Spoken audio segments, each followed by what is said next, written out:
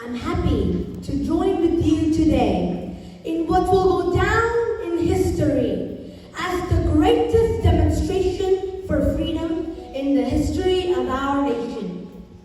50 years ago, a great American in whose symbolic shadow we stand today signed the Emancipation Proclamation.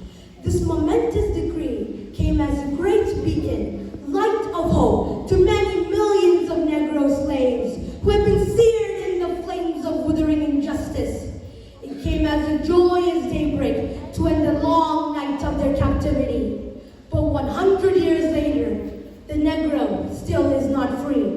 100 years later, the life of the Negro is still sadly crippled by the manacles of segregation and the chains of discrimination.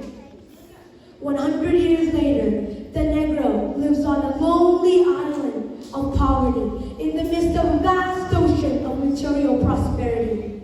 I have a dream that one day this nation will rise up and live out the true meaning of its creed.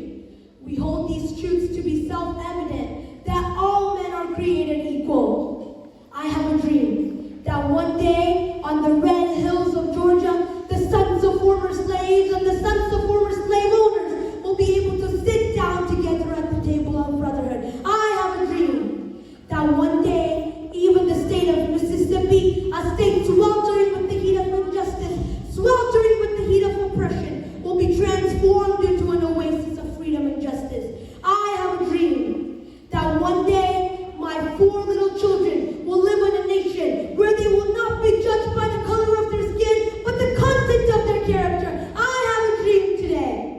When we allow freedom ring, when we let it ring from every village and every hamlet, from every state and every city, we will be able to speed up that day